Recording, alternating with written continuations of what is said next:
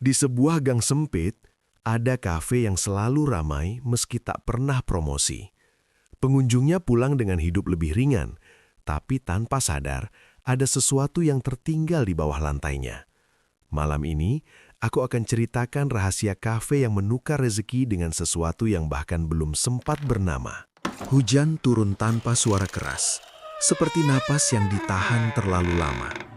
Di ujung gang sempit, sebuah bangunan 2 lantai berdiri dengan lampu kuning pucat menyala terus-menerus. Pelang kayu bertuliskan Kafe Tumbal, tampak kusam. Catnya mengelupas seperti kulit lama yang menolak sembuh.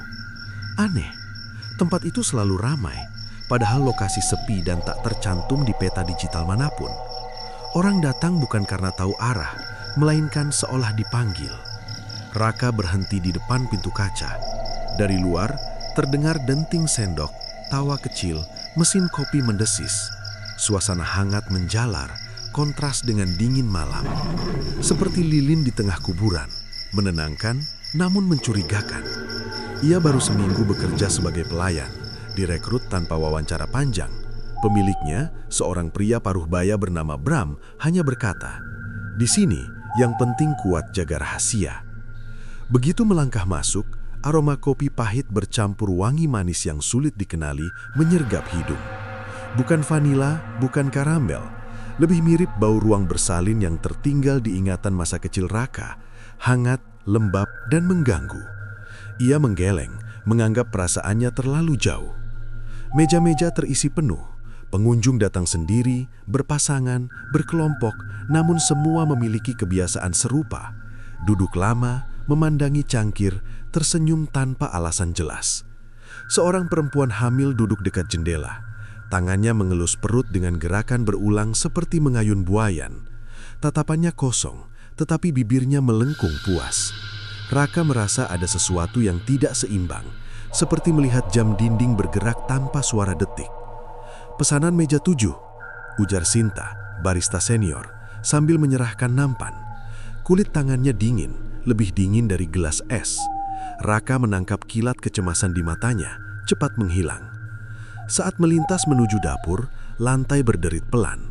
Bukan bunyi kayu tua, melainkan suara berongga, seakan ada ruang kosong di bawahnya.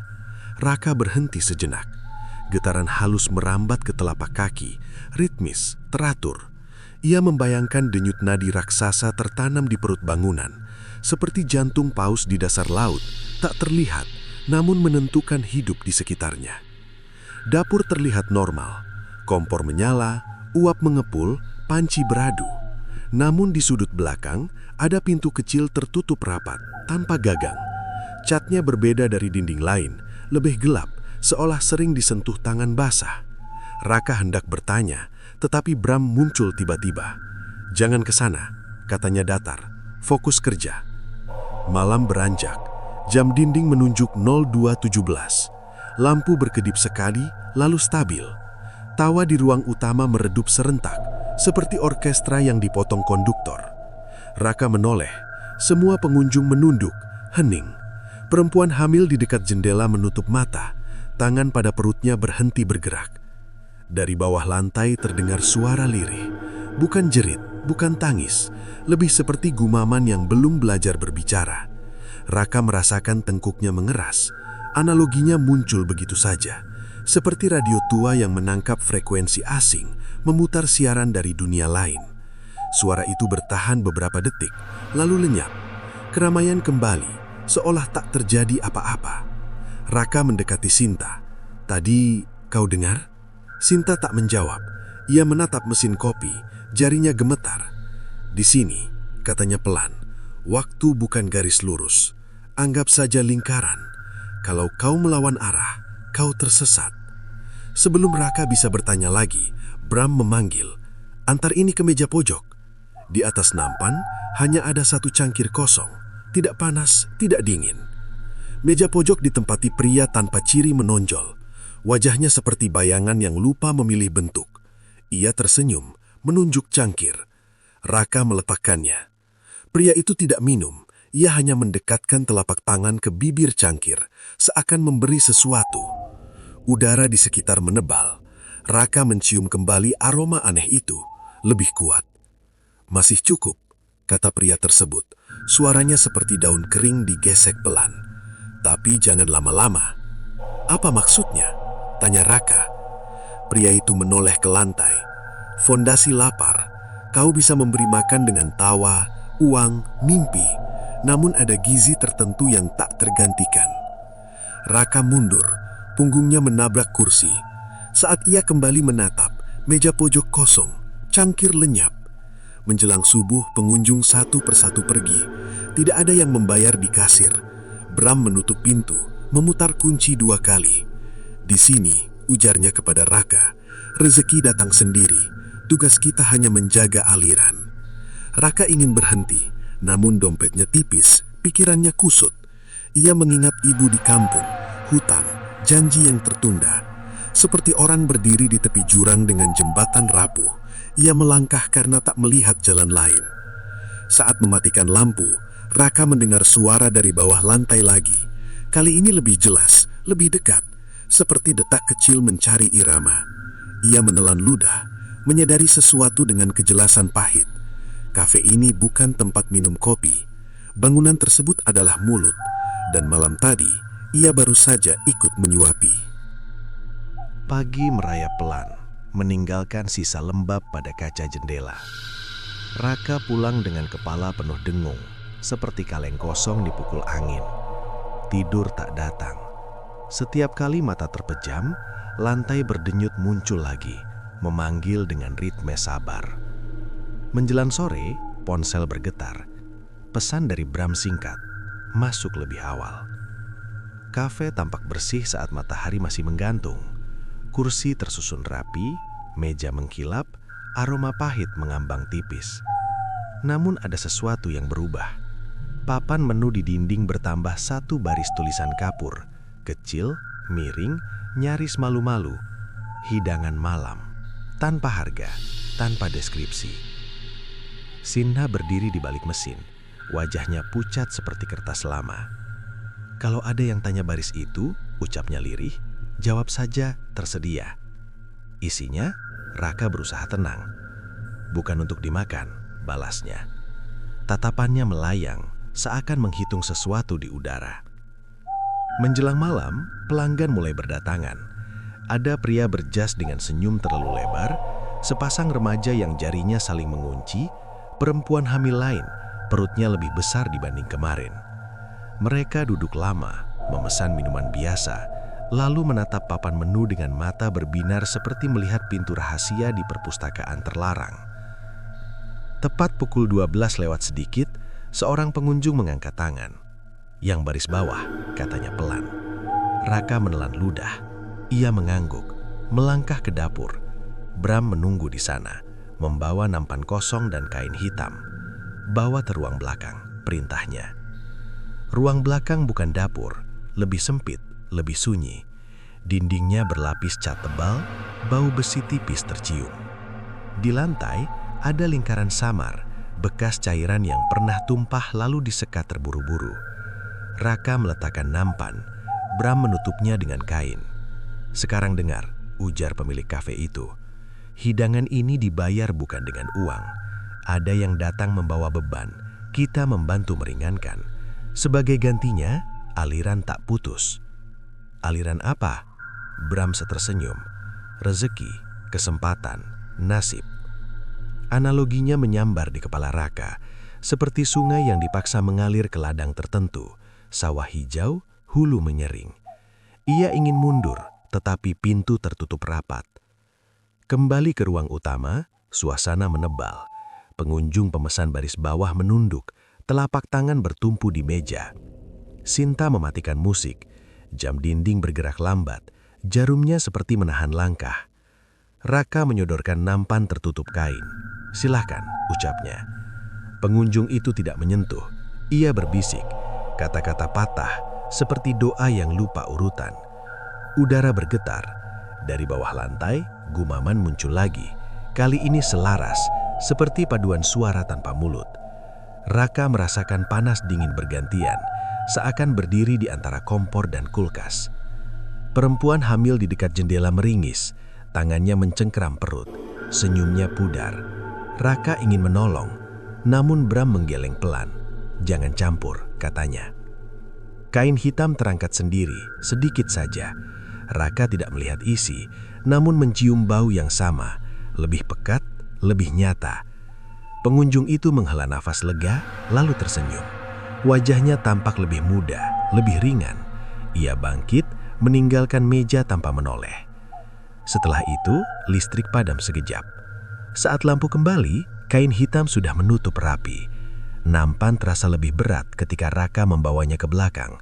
Berat yang tidak berasal dari benda, melainkan keputusan. "Kenapa selalu ada perempuan seperti itu?" Raka berbisik kepada Sinta, menunjuk jendela. Sinta menutup mata. Karena yang paling mudah ditukar adalah harapan sebelum sempat bernama. Suaranya retak, seperti kaca ditekan ibu jari. Malam berlanjut, pesanan baris bawah bertambah. Setiap kali ritual kecil selesai, kafe makin ramai. Tawa mengalir, uang tip menumpuk, notifikasi ponsel Bram berbunyi tanpa henti. Raka melihat pola. Semakin banyak yang terselamatkan, semakin kuat denyut di bawah lantai. Seperti pompa yang dipaksa bekerja, makin deras ketika diberi bahan bakar tertentu. Menjelang subuh, Raka memberanikan diri membuka papan menu. Di baliknya, ada coretan lama, tertutup debu kapur. Janji tidak boleh putus. Hurufnya tergores dalam, seolah ditulis dengan kuku. "Kalau berhenti?" tanya Raka. Bram muncul di belakangnya. "Kamu pernah melihat bendungan jebol," katanya. "Air tak peduli siapa di depan." Pagi datang, kafe sepi. Sinta membersihkan meja dengan gerakan mekanis. Raka menatap lantai, membayangkan sesuatu bergerak di bawah sana, puas untuk sementara. Ia sadar, bekerja di tempat ini seperti mengayuh sepeda statis. Lelah nyata, jarak nihil, namun berhenti berarti jatuh. Saat hendak pulang, Raka melihat perempuan tadi berdiri di depan pintu. Perutnya kini rata, wajahnya cerah, matanya kosong. Ia mengucap terima kasih dengan nada ringan, lalu pergi menyusuri galing. Raka menggigil. Di kepalanya satu analogi mengeras. Kafe ini adalah pasar malam. Lampu gemerlap, musik riuh, hadiah besar. Hanya saja, tiket masuk dibayar sebelum wahana bermulai. Dan ia baru menyadari, sejak menyajikan baris bawah, tangannya tak lagi sepenuhnya miliknya. Siang terasa ganjil. Matahari bersinar, namun udara di sekitar gang tetap muram, seperti foto lama yang warnanya luntur. Raka duduk di kamar kos, menatap telapak sendiri. Garis-garis kulit tampak biasa, tetapi ada rasa asing, seolah sarung tangan tipis tak kasat mata menempel sejak dini hari. Ia mencuci tangan berulang kali, air mengalir, sabun habis, perasaan tetap sama. Sore menjelang, pesan masuk lagi. Datang sebelum maghrib, tanpa salam, tanpa penjelasan. Raka berangkat dengan langkah berat, seperti membawa ransel berisi batu yang tak pernah dibuka. Kafe menyambut dengan aroma pahit lembut. Sinta belum datang. Bram sibuk menghitung uang. Jarinya lincah, matanya berkilat. "Hari ini kau bantu bar," katanya singkat. "Mesin butuh sentuhan baru." Raka berdiri di depan peralatan logam mengkilap. Uap tipis naik perlahan. Saat ia menggenggam gagang portofilter, kejutan dingin merambat. Bukan suhu besi, lebih mirip menyentuh nisan di pagi buta. Ia menarik tangan, lalu mencoba lagi. Dingin itu berpindah, menjalar ke pergelangan, menetap. Pengunjung berdatangan, wajah-wajah berbeda, kebutuhan serupa. Ketika Raka menyajikan minuman, senyum mereka melebar terlalu cepat. Ada kepuasan instan, seperti saklar ditekan. Seorang pelanggan berseru, "Rasanya pas," padahal ia belum meneguk. Analoginya muncul, seperti menyetel radio ke frekuensi tepat. Begitu ketemu, dengung berhenti, musik mengalir. Raka sadar, bukan kopi yang disetel, melainkan dirinya. Sinta datang terlambat, napasnya pendek. "Jangan lama di bar," bisiknya. "Kulitmu menyimpan suhu." Ia memeriksa tangan Raka, lalu cepat menarik jari. Sudah mulai. Apaan? Menjadi perantara. Malam turun. Papan menu tampak lebih gelap. Baris bawah berkilau samar. Seorang pria tua memesan. Suaranya serak, bahunya bungkuk seperti huruf yang menyerah. Raka menyodorkan cangkir. Saat tangan mereka bersentuhan, dingin melonjak. Pria itu terhenyak, lalu tersenyum. Punggungnya tampak tegak. Ia membayar dengan uang tunai berlipat, padahal baris bawah tak berharga angka. Raka gemetar. Ia merasakan sesuatu berpindah, bukan benda, melainkan beban. Seperti ember bocor yang tiba-tiba kering, sementara tangan memikul airnya. Berhenti, Raka mendekati Bram. Aku tidak mau lagi di bar. Bram menepuk bahu Raka. Sentuhannya hangat, berlawanan. Terlambat, aliran memilih jalur paling mudah. Kau dingin, mereka suka. Listrik berkedip. Jam mendekati 2.17. Gumaman bangkit, lebih tebal, seperti hujan di atap seng. Raka memejamkan mata. Ketika membukanya, lantai tampak berdenyut jelas. Ubin naik turun halus, menyerupai dada yang bernapas. Seorang perempuan muda mendekat, wajahnya pucat, mata sembab. Tangannya menutup perut. Aku dengar ada cara, katanya. Raka hendak menolak, namun telapak dinginnya bergerak sendiri, menyentuh piring saji. Kain hitam terlipat rapi. Ia tidak ingat mengambilnya. Sinta menatap dengan mata basah. Maaf, ucapnya tanpa suara. Ritual kecil berlangsung cepat. Tidak ada darah, tidak ada jerit, hanya keheningan yang terasa diisi. Perempuan itu menghela napas panjang, lalu tersenyum lega. Raka merasakan beban baru bertumpuk. Dingin kini menetap hingga siku. Analoginya pahit, seperti sumur resapan yang dipaksa menampung hujan kota. Permukaan tenang, bawahnya menganga. Ia mulai memahami mengapa Sinta tampak menua setiap malam. Usai kejadian, Raka menyandarkan dahi ke dinding belakang. Cat terasa lembat. Ia mendengar bisikan jelas, bukan dari lantai, melainkan dari dalam kepalanya. Cukup satu lagi. Kalimat itu berulang, halus, persuasif, seperti iklan. Kalau aku pergi, Raka berbisik. Aliran retak memanggil banjir. Menjelang subuh, Raka ke toilet. Cermin memantulkan wajahnya dengan warna aneh. Di bawah mata ada bayangan kebiruan. Ia menempelkan telapak ke kaca. Permukaannya berembun seketika, meskipun ruangan kering. Dingin itu kini identitas. Saat pintu kafe ditutup, Raka duduk di tangga, memijat pergelangan. Ia teringat permainan masa kecil, memindahkan es batu dari satu tangan ke tangan lain, berharap tak meleleh. Bedanya, sekarang ia adalah esnya, dan kafe telapak yang tak pernah lelah. Pagi menyingkir perlahan, meninggalkan gang dalam sunyi basah. Raka tiba lebih awal, mendapati pintu kafe terbuka sedikit, seperti kelopak mata setengah sadar. Di dalam, Bram berdiri menghadap dinding, menatap foto-foto lama berbingkai kusam. Ada bangunan serupa kafe, namun dengan wajah berbeda. Papan nama berganti, jendela dipindah, lantai diulang. Satu kesamaan menonjol. Senyum para pemiliknya kaku, seperti dipinjam. Setiap gambar, ujar Bram tanpa menoleh, adalah bab. Raka mendekat. Di sudut foto tertua, terlihat lingkaran kapur samar di lantai. Denyut yang selama ini ia rasakan seperti memantul dari bingkai ke telapak. Ini keluarga? Bram mengangguk. Usaha turun-temurun, bukan resep minuman, bukan lokasi. Perjanjian. Ia menghela nafas panjang. Tempat ini hidup karena dihidupi. Sinta masuk membawa kotak arsip. Tangannya gemetar, namun tatapannya tegas. Waktunya tahu, katanya. Ia membuka kotak, mengeluarkan buku besar berkulit retak. Halamannya tebal, tulisannya miring, tinta menggelap seperti bekas luka. Raka membaca sekilas. Tidak ada nama lengkap, hanya tanggal, tanda dan catatan pendek. Aliran lancar, denyut kuat, pengganti tersedia. Analoginya menghantam, seperti buku servis mesin jang raksasa. Selama dirawat, roda berputar. Biaya dibayar oleh sesuatu yang tak pernah muncul di kwitansi. Siapa yang pertama? Tanya Raka. Tidak penting, jawab Bram. Yang penting berlanjut. Siang berubah cepat. Kafe ramai lebih awal.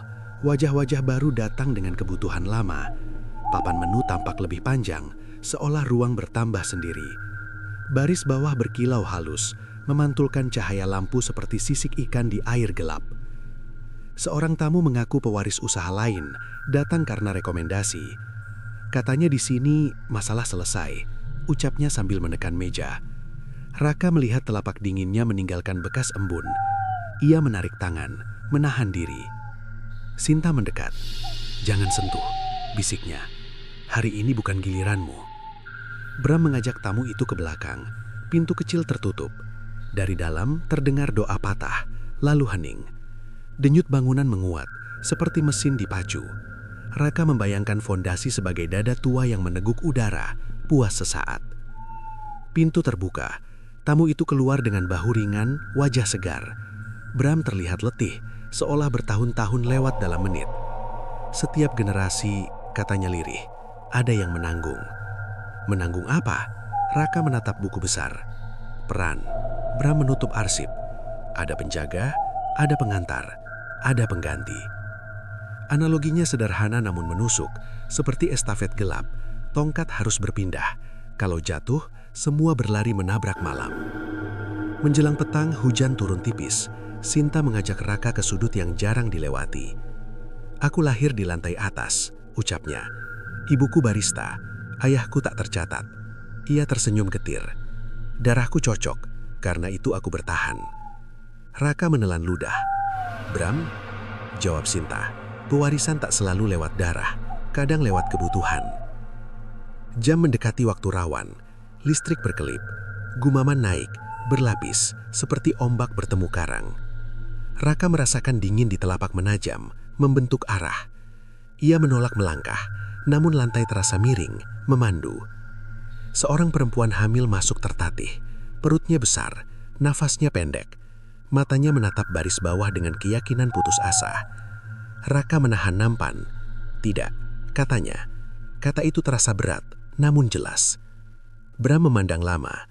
"Kau melawan aliran." "Biarkan," sela Sinta, "sekali ini." Keheningan menekan, denyut melambat, seperti jantung ditahan telapak. Bangunan bergetar kecil. Lampu redup.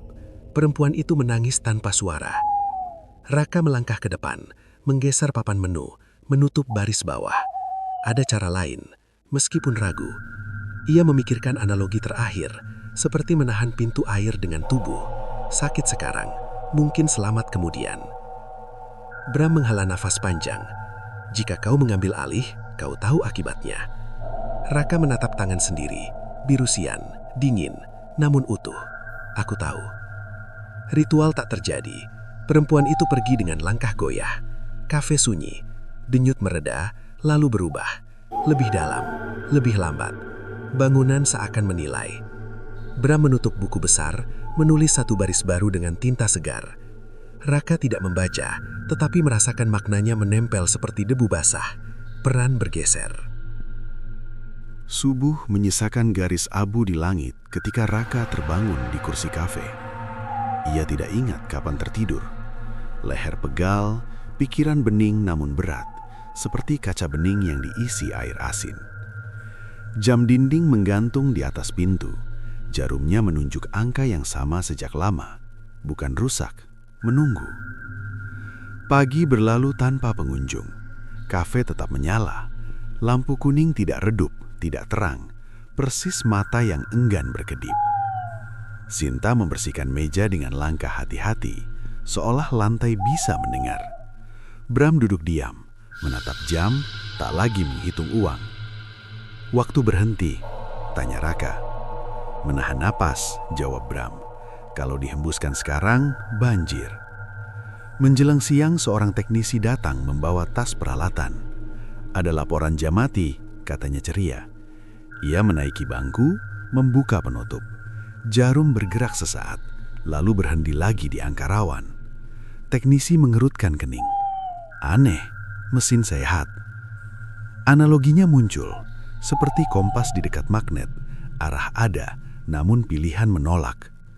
Teknisi turun. Saat kakinya menyentuh lantai, gumaman samar bangkit. Ia menoleh, bingung, lalu tersenyum. Tempatnya hangat. Raka melihat keringat di dahi pria itu membeku sebentar, berubah embun lalu mencair. Dinginnya tangan Raka berdenyut, ingin menyentuh, ingin menyalurkan. Ia menahan diri. "Pergi," kata Bram tegas. Teknisi keluar tanpa protes, seakan lupa alasan datang. Sore membawa pelanggan pertama. Wajah-wajah tegang, mata menimbang papan menu. Baris bawah tertutup. Mereka menunggu, gelisah, seperti antrean di perbatasan. Jam tetap diam. Setiap menit terasa panjang, diregangkan seperti permen karet. Seorang perempuan dengan mantel lusuh mendekat ke kasir. "Katanya di sini ada jalan," ucapnya. Suaranya tipis. Raka membuka mulut, menutup lagi. Sinta memotong. "Hari ini tidak." Perempuan itu menatap jam. "Kalau terlambat?" Bram berdiri. "Lebih baik terlambat daripada tenggelam." Perempuan tersebut duduk, memeluk tas. Tangannya bergetar. Raka merasa lantai menekan telapak. Meminta. Analoginya keras, seperti bendungan tua yang retak. Air mengumpul, tekanan meningkat. Jam berbunyi sekali, bukan dentang, melainkan ketukan dari dalam. Jarum bergerak satu garis, lalu berhenti lagi. Gumaman naik, lebih teratur, seperti barisan langkah. Raka merasakan dingin memusat di dada, bukan lagi di tangan. "Dia lapar," bisik Sinta. "Dia belajar menunggu," sanggah Bram. Lampu berkedip, udara menebal. Pengunjung berdiri serentak, menatap jam. Perempuan bermantel menangis tertahan. Raka melangkah ke tengah ruangan, merasakan setiap mata menempel. "Kalau aku jadi penyeimbang," katanya pelan, "tanpa baris bawah." Bram menatap lama. "Kau tahu caranya?" Raka mengangguk meski tidak sepenuhnya. Ia mengingat analogi yang tumbuh sejak malam-malam sebelumnya. Seperti memadamkan api bukan dengan air, melainkan oksigen yang diatur. Bukan memberi, melainkan mengubah alur. Ia meraih jam. Sentuhan dingin menyatu. Denyut bangunan merambat naik, bertemu nadi. Raka memejamkan mata, menarik napas, lalu melepaskan perlahan. Jam bergerak satu garis. Gumaman turun setengah nada. "Lagi," kata Bram. Raka mengulang. Setiap hembusan terasa menguras, seperti memeras kain basah sampai tetes terakhir. Jam bergerak lagi. Pengunjung bernapas lega. Beberapa duduk kembali. Perempuan bermantel tersenyum kecil. Air mata berhenti. Namun harga terasa jelas. Dingin kini menetap di tulang. Dunia tampak sedikit lebih jauh, seperti kaca tebal memisahkan. Raka membuka mata. Jam menunjukkan lewat dari angka rawan. Bangunan menghela napas panjang. Lampu stabil. Gumaman lenyap, menyisakan dengung rendah. "Ini bukan solusi permanen," ujar Bram. "Hanya menunda." "Menunda memberi waktu," jawab Raka. Malam datang tanpa pesta. Kafe sepi. Sinta menyeduh minuman hangat, meletakkannya di depan Raka. Uap naik, menyentuh wajah, tak memberi panas. "Terima kasih," katanya lirih. Tak banyak yang berani berdiri di tengah. Raka menatap jam yang kini bergerak normal. Analoginya menutup hari, seperti jam pasir dibalik. Pasir tetap jatuh, namun arah memberi harapan sesaat. Petang menggulung perlahan, meninggalkan garis jingga tipis di langit. Raka tiba ketika lampu kafe belum dinyalakan penuh. Ruangan terasa kosong, namun tidak sunyi. Ada rasa diawasi, seperti berdiri di kolam dangkal, sementara bayangan awan bergerak cepat di atas permukaan. Sinta menyusun gelas dengan jarak rapi. Bram berdiri di dekat pintu, memeriksa kunci berkali-kali. Jam bergerak normal, namun setiap detiknya terdengar berat, seakan harus melewati lumpur. "Jika malam ini ada tamu yang tak memesan apapun," kata Bram, "jangan tanya, jangan tawarkan, jangan sentuh." Raka mengangguk. Telapak dinginnya berdenyut ringan, seperti kabel berarus kecil. Lampu dinyalakan, kursi terisi satu persatu. Tawa muncul, namun cepat mengendap. Seorang pria duduk di pojok dekat dinding bata. Ia tidak memesan, tidak membuka menu, tidak memandang sekitar. Wajahnya rata, tanpa ekspresi, seperti topeng yang lupa dipahat. Raka memperhatikan. Pria itu tidak berkedip. Analoginya muncul pelan, seperti noda minyak di air, tak menyatu, namun jelas ada. Jam menunjukkan lewat dari angka rawan. Gumaman tidak terdengar. Lantai tenang. Namun udara di sekitar pojok mengental, seolah ruangan menarik nafas setengah. Sinta mendekat ke Raka.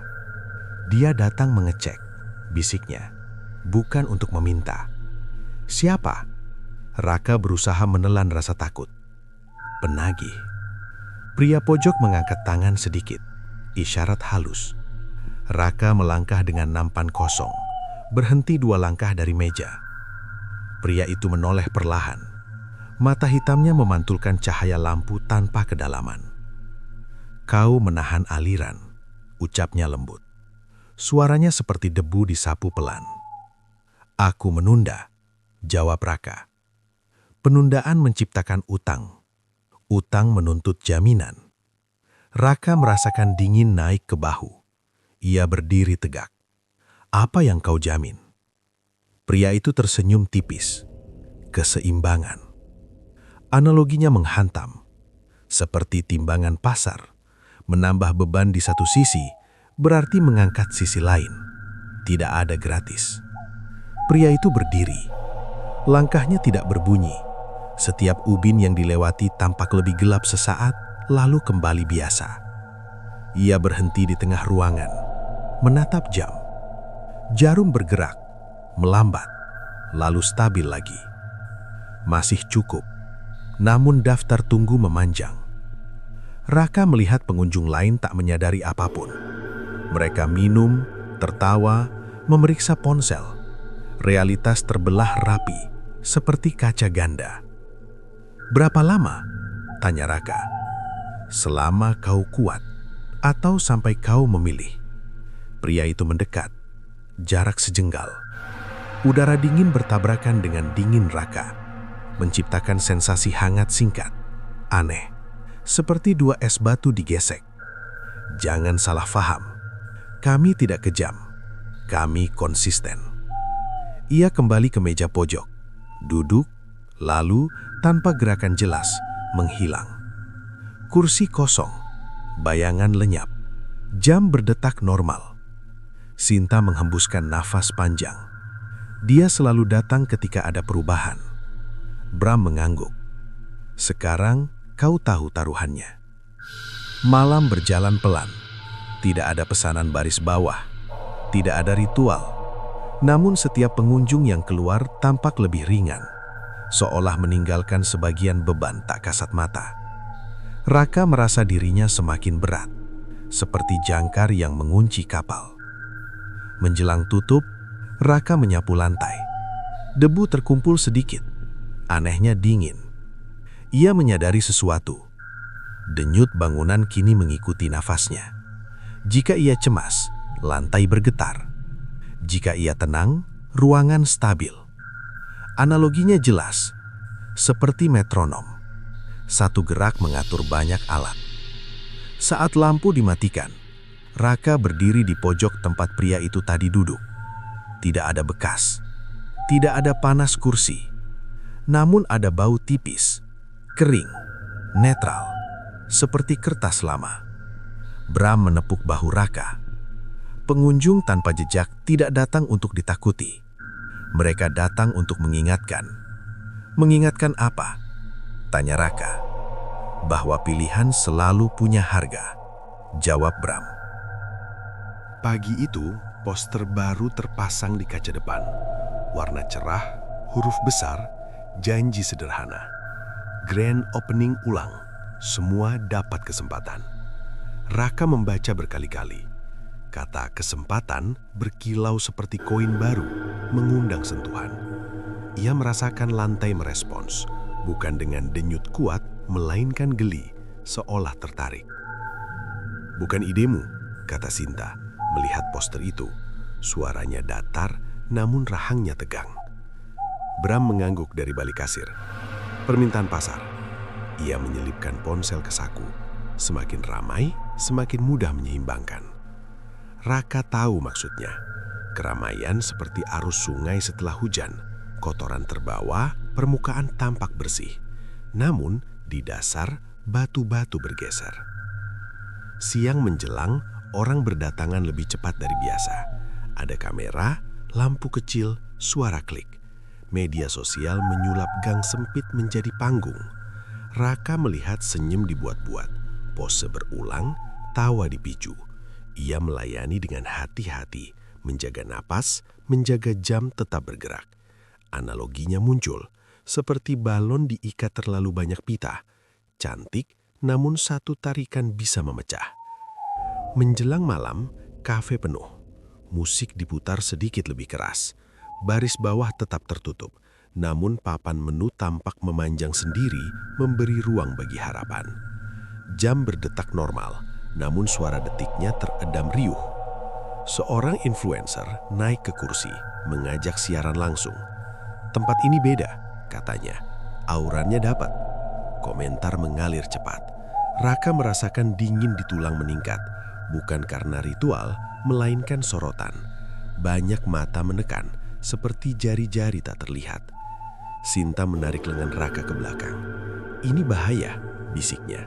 Sorak mempercepat. "Apa?" Raka menahan. "Penilaian," jawabnya. Semakin banyak yang percaya, semakin kuat tuntutan.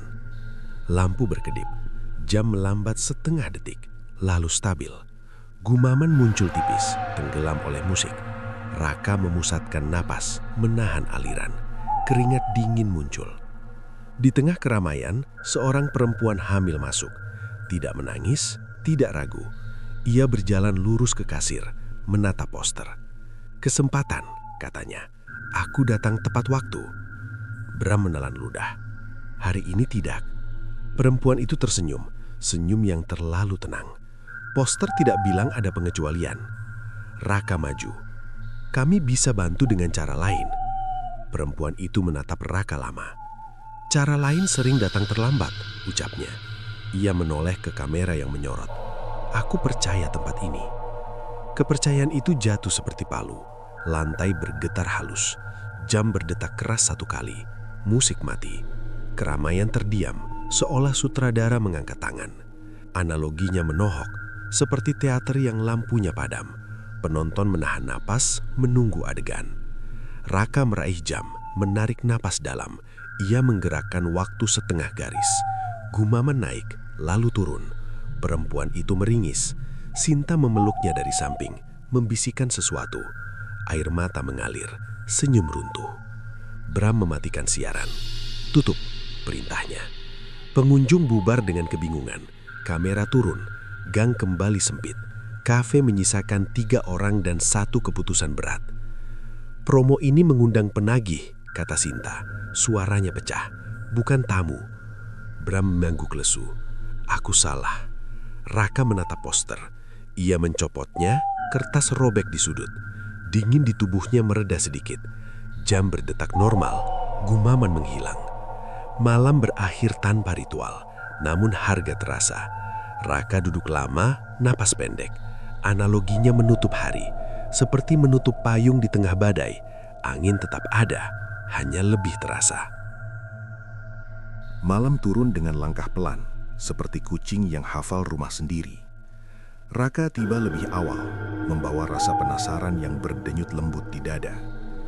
Sejak poster dicopot, kafe terasa berbeda, lebih sempit, namun jujur.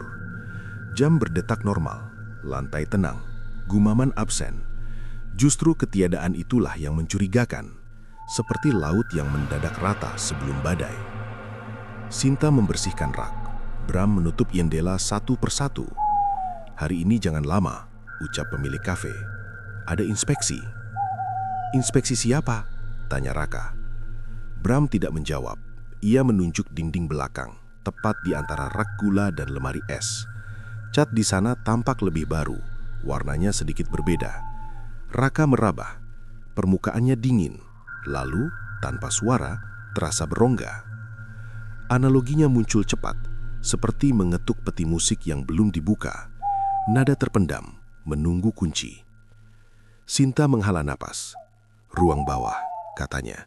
Bukan lantai, bukan tangga. Aksesnya muncul ketika dipilih. Dipilih oleh siapa? Oleh beban, jawabnya. Jam mendekati waktu rawan. Lampu berkedip 1 kali. Dinding bergetar halus.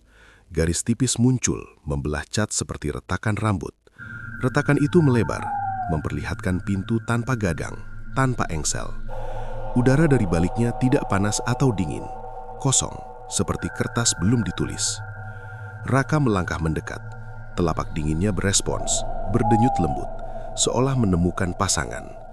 Bram menahan bahunya. Sekali masuk, peranmu berubah. Apa bedanya sekarang? Raka menatap lurus. Setelah ini, kau bukan penahan, jawab Bram. Kau pengganti. Pintu terbuka sendiri. Tidak ada anak tangga. Hanya lorong landai, menurun perlahan. Raka masuk. Cahaya kafe memudar di belakang, digantikan temaram keabu-abuan. Dinding lorong tidak rata, seperti berlapis kenangan. Setiap langkah terasa mengikis, bukan jarak, melainkan keraguan. Di ujung, sebuah ruangan bundar menunggu. Lantainya berkilau redup, memantulkan bayangan terdistorsi. Di tengah, lingkaran kapur lama terukir, penuh goresan. Tidak ada altar, tidak ada benda, hanya ruang dan napas. Analoginya menekan, seperti ruang mesin kapal. Tidak indah, namun menentukan arah. Gumaman muncul bukan dari bawah, melainkan dari segala arah. Nada rendah, teratur, menyerupai paduan suara yang lupa lirik. Raka berdiri di lingkaran. Dingin menyebar dari telapak ke dada, lalu ke kepala. Ia menutup mata, mengatur napas seperti sebelumnya. Siap? Suara Bram terdengar jauh. Belum, jawab Raka jujur. Tapi cukup. Denyut meningkat, lalu berhenti mendadak. Sunyi jatuh berat. Dalam keheningan itu, Raka melihat kilasan. Bukan gambar, melainkan pemahaman. Tempat ini tidak meminta darah. Ia meminta kesediaan. Janji yang ditunda menumpuk, mencari wadah. Jika tidak di sini, ia akan mencari celah lain. Analoginya jelas, seperti limbah dialihkan ke tangki. Aman sementara, berbahaya jika penuh. Raka membuka mata. Lingkaran kapur menyala samar. Jam di atas, entah bagaimana, berdetak lebih cepat. Raka mengangkat tangan, melepaskan napas panjang. Denyut mengikuti, melambat, stabil. Gumaman turun setengah nada, lalu diam. Pintu lorong terbuka. Sinta berdiri di ambang, wajahnya lega bercampur takut. Berhasil? Ditahan, bukan diselesaikan. Ia melangkah keluar. Kafe menyambut dengan bau kopi biasa, tanpa aroma aneh. Jam bergerak wajar, lantai tenang. Namun Raka tahu sesuatu telah bergeser. Dingin kini tidak hanya miliknya, ruangan menyimpannya. Bram menutup pintu, garis di dinding menyatu kembali, menyisakan cat yang tampak lebih tua. Ruang itu akan memanggil lagi, saat kapasitas tercapai. Kapan? Tanya Sinta. Ketika penundaan terasa nyaman, jawab Bram. Raka duduk, tubuhnya lelah, pikirannya jernih. Analoginya menutup malam, seperti menaruh batu besar di sungai. Air tetap mengalir, namun pola berubah. Tenang di hulu, pusaran di hilir. Fajar datang tanpa warna hangat. Raka berdiri sendirian di tengah kafe, mendengar napas bangunan yang kini tenang, terlalu tenang. Jam bergerak wajar, lantai diam, gumaman absen. Ketentraman itu terasa seperti kaca tipis, indah, rapuh, siap retak oleh sentuhan kecil. Di meja kasir, kunci-kunci berjajar rapi, masing-masing berkilau pucat, seolah menunggu keputusan. Bram muncul membawa map lusuh.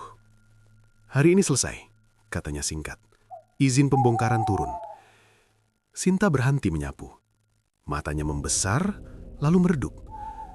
Akhirnya, Raka mengangguk pelan. Kata akhir berputar di kepala. Tidak terasa sebagai garis tutup, melainkan belokan. Analoginya datang sendiri, seperti sungai yang memasuki delta, bukan berhenti, hanya menyebar. Pengunjung terakhir datang tanpa suara, bukan penagih, bukan pemesan. Seorang perempuan tua dengan langkah mantap, tatapan jernih. Ia duduk di pojok, meletakkan tas kain. "Aku hanya ingin melihat," ucapnya. "Melihat apa?" tanya Raka. "Bekas," jawabnya. "Bekas pilihan." Raka menyajikan air putih. Gelas berembun tipis, cepat mengerin. Perempuan itu tersenyum, lalu berdiri. "Kalian menahan lama, itu cukup." Ia melangkah keluar, meninggalkan bau netral seperti kertas baru. Siang berlalu cepat. Petugas datang, pita pembatas dipasang. Kursi diangkat, mesin diputus, poster diturunkan. Setiap benda berpamitan dengan bunyi kecil. Raka merasakan dingin di tubuhnya berkurang, seolah beban dilepas satu persatu. Namun di dada, ada ruang kosong yang meminta makna. Sore, sebelum pintu ditutup permanen, lantai bergetar pelan. Garis tipis muncul lagi di dinding belakang. Pintu tanpa gagang membuka, memperlihatkan lorong landai. Raka melangkah masuk tanpa ragu. Di ruang bundar, lingkaran kapur memudar, nyaris hilang. Gumaman tidak muncul, hanya sunyi tebal. "Ini terakhir," kata Bram dari ambang. "Pilih." Raka menghirup nafas, mengingat malam-malam menunda, jam yang ditahan, keramaian yang memaksa. Ia mengangkat tangan, bukan untuk menahan, melainkan melepaskan. Nafas keluar panjang, stabil.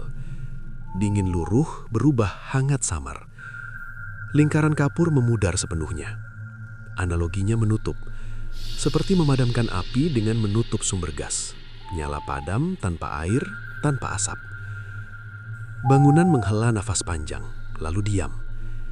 Pintu lorong menutup menyatu dengan dinding. Tidak ada bekas. Malam turun, alat berat datang. Dinding retak, debu naik. Raka, Bram, Sinta berdiri di luar pagar, menyaksikan kafe runtuh perlahan. Setiap robohan terasa ringan, seolah beban lama memilih tanah. Ketika fondasi tersingkap, tidak ada apa-apa. Tanah biasa, kering, jujur. Sinta tersenyum tipis. "Selesai?" "Di sini," jawab Bram. "Belum tentu di tempat lain." Raka menatap gang. Lampu jalan menyala. Orang lewat tanpa menoleh. Dunia berjalan, seperti biasa. Ia merasakan telapak tangannya hangat untuk pertama kali sejak lama. Beberapa minggu kemudian, papan baru terpasang di lokasi berbeda. Nama lain, janji lain. Raka melihat dari kejauhan, tidak mendekat. Ia memilih berjalan sebaliknya, membawa satu pelajaran sederhana namun keras. Setiap sistem yang hidup dari penundaan akan mencari wadah baru. Cerita berakhir bukan dengan teriakan, melainkan pemahaman yang tenang. Kafe boleh runtuh, ritual bisa dihentikan. Namun, tanggung jawab selalu berpindah. Selama manusia memilih jalan pintas, akan selalu ada tempat yang membuka pintu. Dan seseorang yang harus memutuskan untuk menutupnya. Tapi yang paling mengerikan bukanlah ritualnya, melainkan kenyataan bahwa setelah kafe itu ditutup, tempat serupa muncul di lokasi lain dengan nama berbeda dan janji yang sama. Pertanyaannya sekarang, kalau suatu hari kamu menemukan kafe seperti ini, apakah kamu cukup kuat untuk pergi? Atau justru rela membayar harganya?